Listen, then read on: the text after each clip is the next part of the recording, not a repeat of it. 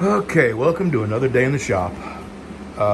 Just first thing I'm gonna do, because I'm super curious, is go put this handle on my buffer and see if it'll shine up. I think it won't. It is really handle heavy. And then this side has the company logo, the other side does not. I'm gonna see what the buffer will do to this side, but I don't want to endanger the logo until I'm sure how deep this is going to go. You know what? This is etched into the metal, so it's deep. I think if I hit it lightly, it might not be so bad. Plus, look at all the scratches over the years. This is probably on a not a fire steel, a sharpening steel.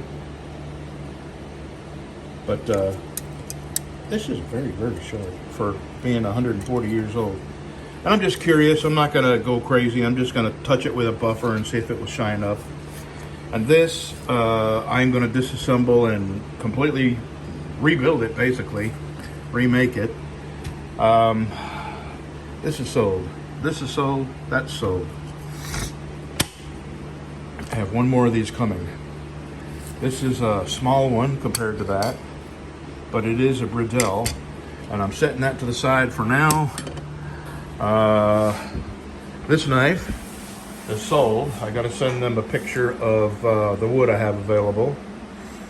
And now I'm fixing to go into the leather shop. As soon as I buff the handle, as soon as I see if this will shine up, I'm fixing to go in the leather shop and make a sheath for that very last knife. The what is it? Boron from Solingen, the big knife, and make a sheath for that. And then I'm back in here for the day. So I got a lot of work to do. See you in a bit. I'll show you if this shines up. If not, you won't see it again.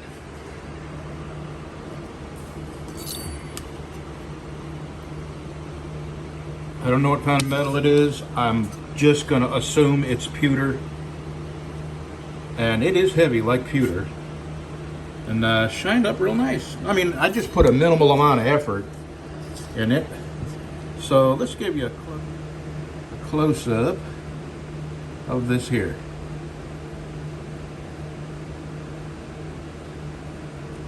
Henry Sears and Son, and I think at some point, I don't know, 1895, he added an S because he had two sons.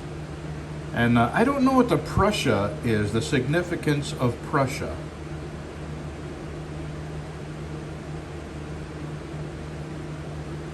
Okay. That come out pretty nice. Still got the scratches on this side, but I think I'm going to you see how this has got a little bit of a bow in it right here, the edge. I'm gonna flatten this out and give it a brand new edge. You know, I gave like 20 bucks for this. So I'm not concerned about ruining its potential collector value if it has any. And, you know, I haven't decided whether I want to keep it or not. But I want to make this, I just enjoy making these things look factory new or, you know, close to it without destroying it. Just like this, you know, it's going to come apart. And I'm going to grind a new bevel on this. And then the pits I'm going to hand sand off. It's going to be shiny, polished, beautiful knife. All the brass will be new looking.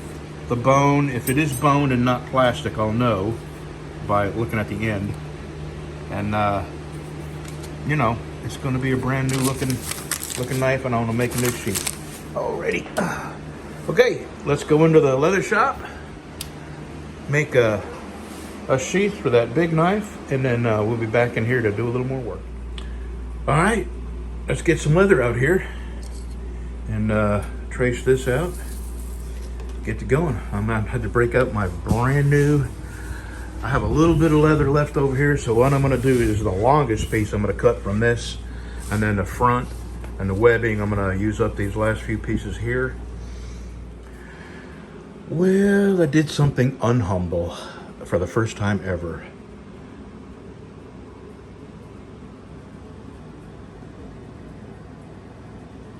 I put my name on the front of a sheath. I shouldn't have, but I couldn't resist. and I won't do it again. But usually I put my name on the back of the sheath, but this is the rough side out. Usually on my fold over sheaths, it's the smooth side out, and it will take a stamp.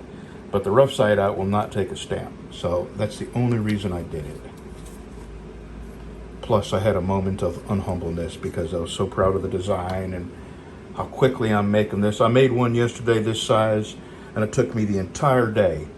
And I've made this, so far what I've got, I've made in less than an hour, because in my mind, I know what I want to do now. You know, yesterday was experimentation and all that, and today I knew what I was doing because I made one, so it's taking me far less time. Okay, I'm going to stain, and I think I'm going to go with a darker brown. I just think it needs it. It's a very old knife, and it does have some brown here. So I think I'm going to go with a dark, maybe a chocolate brown. Not a chocolate brown, because for some reason the chocolate brown looks black. So I think I may go golden brown. Think I got enough in there? Yeah, I got to back up, so. Yeah, we'll try golden brown. See you in a bit. Okay, so I just got a message that my rim is ready and they won't be there tomorrow. Well, I intended to mail this tomorrow and take care of a couple of other things tomorrow. But I'm gonna stop. I'm gonna put this together. So I got to put this on, and then put more adhesive on the front and the back of this, and then I'm gonna hold it for a little while to make sure it's gonna stick good. Then I'm gonna go get my rim and come back.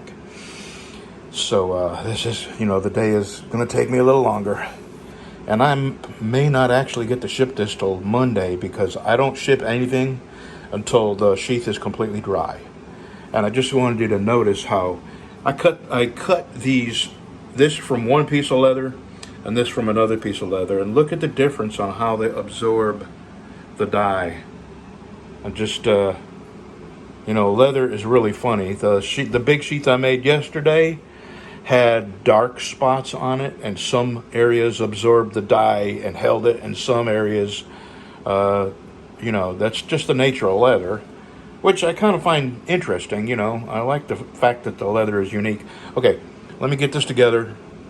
Got one more, got to put this together, and then one more to put on, and then 20-30 minutes to make sure it's all gonna stick flat, square on the edges, or square enough. Because I always, I come back and dress my edges on a sander, or that little machine right there, the sandpaper side of it. And I'll show you what I got when I got it together. We'll be back in just 20 minutes or so. Okay, never mind. I'm not going to get that far because I got to cut some wedges. I'm going to cut a very long wedge, come down about here on each side, and then another wedge to come on top of that about here. And you can see, and the reason is that handle is so fat. Otherwise, if I don't do that, there's no way this will lay flat. So the handle is a very fat handle. So I'm going to stop and go get my rim, and I'm just not going to be in a rush today. I do have a whole bunch of things to get working on. Plus now I got my rim and my motorcycle. I still don't have my O-rings. I have them, but I don't have them in the motorcycle. So I have a knife that a lady wants for Father's Day, which, what is that, next month? I'll have to stop and look. And I have plenty of time, but I have it started, and I want to get it to the heat treating stage and tempering stage, as quickly as possible. Then I can take my time on it and make it pretty and all that. But I don't want to be late for Father's Day, and so many things happen. So I may put the cleavers off for a little while. I'll be back with the rim. I'll show you the rim here in just a minute. All right, I got it all together. Now we're going to go get that rim. See, here. Come down to here, then I started another one here, And that is what we're left with. Nice big gap. All right, we'll let that dry. I'll come back, I'll drill all my holes, and start sewing. Back in a bit. You know, sometimes I've been watching a YouTuber for a long time because his channel is something that interests me. And sometimes people will say something that like turns a switch in your head and you instantly don't want nothing else to do with them. Like you find out a piece of information about them that's so foreign to what you believe and what you would do and what you think is right that you just instantly, well, this guy lives in Terrell, Texas, out that way. And they had a huge windstorm come through. And his house was relatively unscathed. Yeah, a little bit of, I blew some yard stuff around, no big deal. But it nearly destroyed his neighbor's house. Tore the roof off. Made the house unlivable. So now families without a home, right? All their stuff is just blown everywhere. Some of the shingles blew over into this guy's yard. Pieces of the roof. And he was out there picking it up and throwing it over the fence back into his neighbor's yard. The switch went off in my head. What? As if they don't have enough problems. You can't take a little bit of debris that blew into your yard and carry it to the dump without adding to their misery. Totally, and you have, I think there's like a clear divide between people that see how wrong that is and people who are so narcissistic and self-absorbed that they wouldn't understand why that's wrong.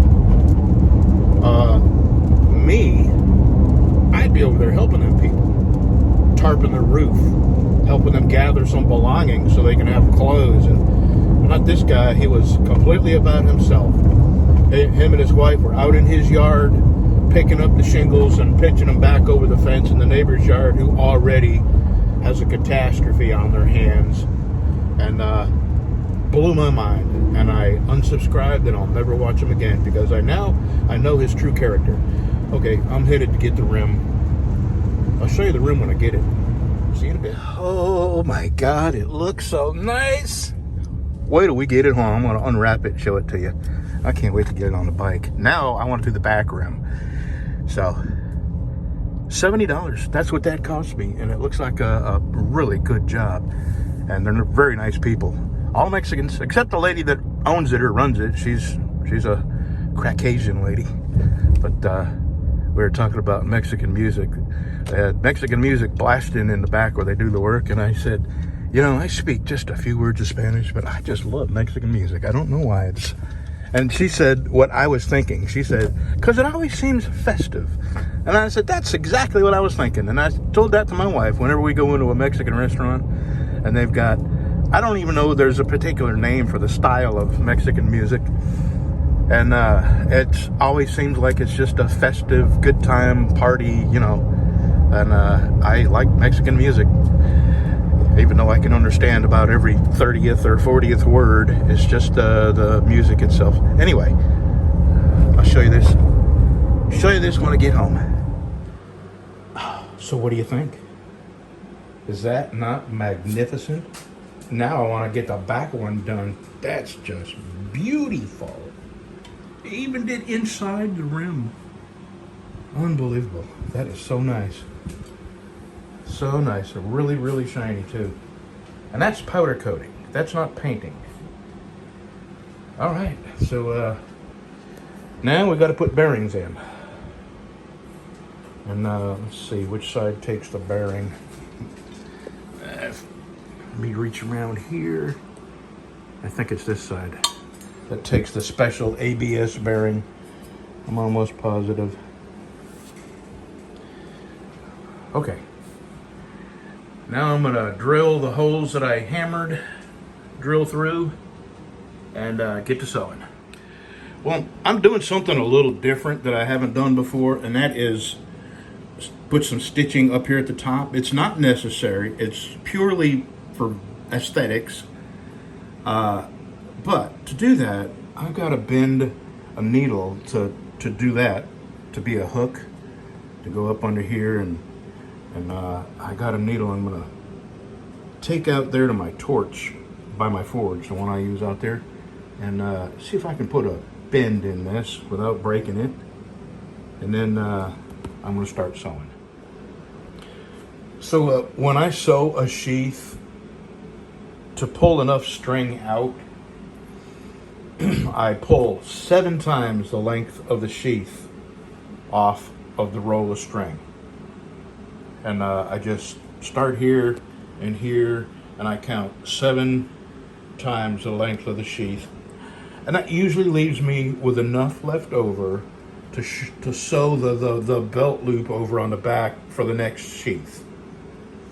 And now that I'm sewing 2 sides, what I'm doing is pulling 14 times the length of the sheath off, and so far that's working out. So I'm going to use white. I'm going to pull my string off. I'm going to start sewing down here like I always do. Sew up, around, down, back up, around, and down. See you in about an hour. All right, now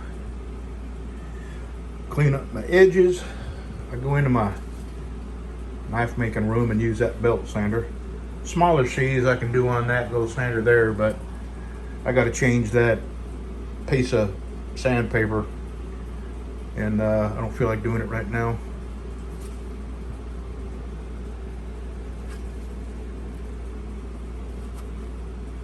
All right, we'll be back.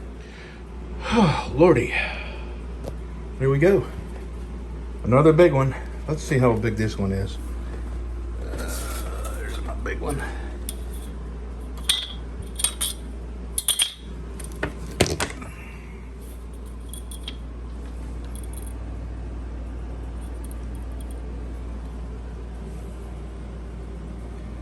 Not quite as big as yesterday, so about 14 3/8, maybe 14 and a half. Here we go. The edges are done. I gotta wait till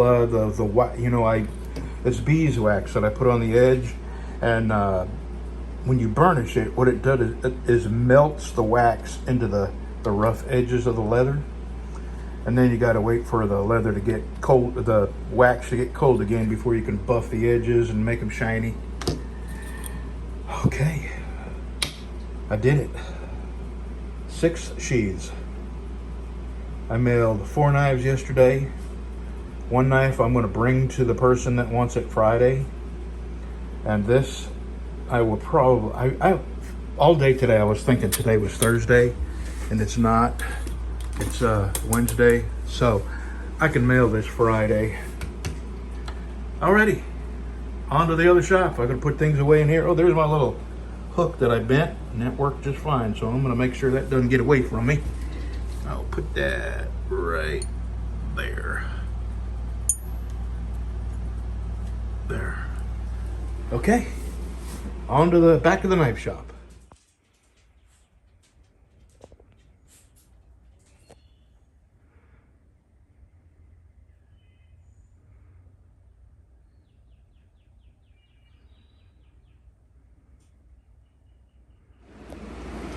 Okay, I went and polished it a little bit more. I'll tell you what, that is pretty cool.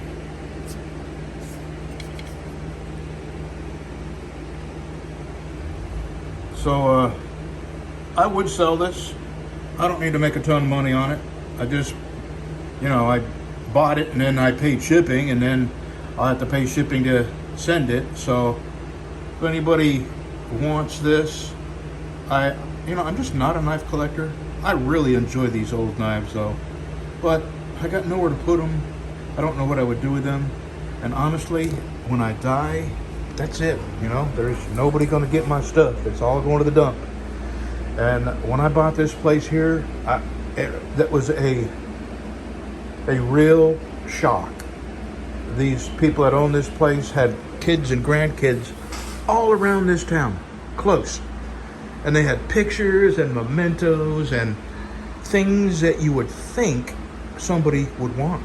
And nobody wanted nothing. There was, I won't mention who, but there was a relative that was only interested in antiques that she could sell. That was a distant relative by marriage, so they didn't get anything. Well, I don't even know if they did. It doesn't matter. None of the family wanted, important stuff that they saved. Even a flag that was clearly a flag that meant something to somebody, because they have it carefully folded and carefully put away in a brown paper sack. And when is the last time you've seen a brown paper sack? And nobody knew what the flag meant, and I didn't throw it away. I have it in my man cave in a nice triangular glass case. I have no idea what the significance of it was, but it meant something to somebody, and now it means something to me. So my point is, it's just me and my wife. She's got a son that is not in our lives, and I have 3 kids that are not in my life for, just pick a reason. There's a million reasons, and you pick one, it would be right. So when we die, when my wife and I die, all our junk is, who knows? Who knows what they'll do with it? There's no heirs that will be interested in any of our junk. So I have one thing in my house that means something to me. It's a very old clock that belonged to my grandmother, and before my grandmother, it belonged to a very old gentleman that was a family friend. And then it belonged to my mother, and now it belongs to me. It's very old. I doubt it has any value monetarily, but sentimentally, it means a lot to me. And when I die, what are they going to do with it? I mean, really, it has no monetary value. Maybe a couple of $100. I don't know. But that's the thing. That's why I don't accumulate stuff I can't use. I don't save old knives because, when I die, it'll likely go to a dump. Somebody will clean my house out and throw stuff away that they have no idea. Nobody will have an appreciation for. This is 140 years old. And whoever cleans out my house when I die, they won't look at this and say, oh my God, 140 years old. Look how fantastic condition that is in. How did they make stuff? Oh, by the way, this is one solid piece. There's no joints. This is molded into this. And unless there's a microscopic joint right here that I can't see, then this is all one solid piece. And I don't know what kind of metal it is. I thought it was pewter, but it's not. So whatever they made this out of, they made this out of. And I don't know what it is. Anyway, make me an offer. If you want it, I'll send it to you. All right, I'm gonna turn around, and yeah, my fingerprints are all over it, but I'll clean it up before I take it home. Now, this is sold. I gotta get some wood out, give this lady some options, see what she wants for wood. I'm at 220. I'm only gonna go up to 600. It's a satin finish, not a mirror polish. So let me get to work.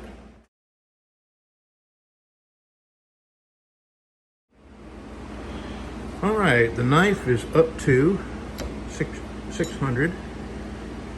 Now, this customer wants some jimping. And at first there was a little bit of miscommunication. She asked for serrations, and I said, I don't do serrations. I just don't have the ability to, number one, cut serrations, and number two, sharpen serrations. And then she ordered the knife anyway. And then I got to thinking, maybe she meant jimping. I mean, if you don't know the word for it, serrations would be a normal word for what I know as jimping.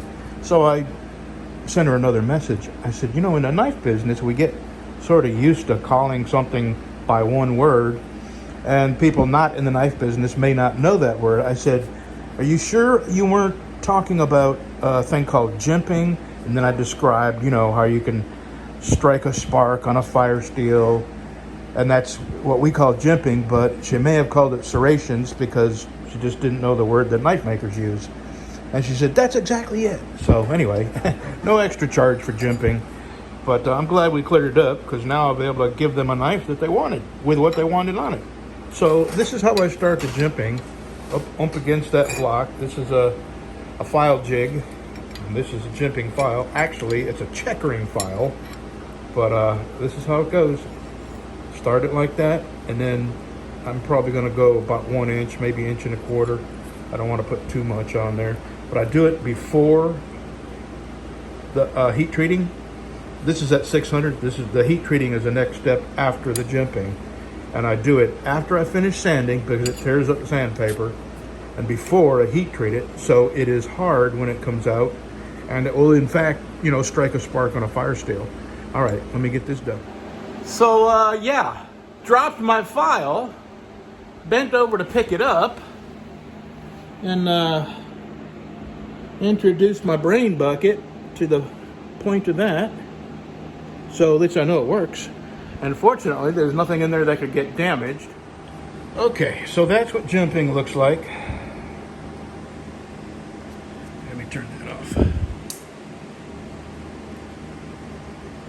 And I do jimping. I don't like to do jimping because I don't charge for it, and it, you know, it's a bit of work. And it's actually a checkering file. I'm going to call it a jimping file because that's what I use it for. Hold on, let me mop off the blood a little bit. I feel it. Jeez, thank God I got a skull. Otherwise, it would have been right into the vacuum of emptiness beneath my brain bucket there. Okay, so now, oh, I don't do it on polished knives, but if you want a knife with jimping, I can do it. I don't charge for it. You know, it takes me about 20 minutes to do a nice jimping job. But I will not do it on polished knives because it will tear up my buffers. And most people who would buy a polished knife wouldn't be, you know, using jimping anyway. So now we heat treat and temper, and I go home and find something to eat. I had a really good omelet. We are out of brisket, which is a shame because that brisket omelet was fantastic. Okay. I'm going to take a picture of this and send it to the lady. Alrighty. I don't think you need to see the heat treating and into tempering oven, but that's it for today's video. Have a good Thursday, y'all. Look at this guy being all cute and everything, acting like he didn't try to kill us yesterday. Not falling for it.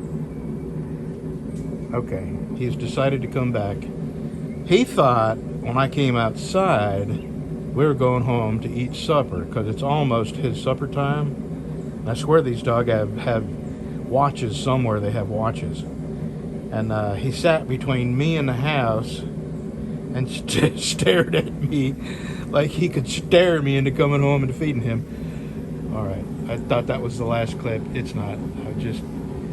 You know, it was gloomy. Yesterday, we had 2 big storms come through here, and sprinkled a little bit this morning, and now it's trying to act like it hadn't done a thing.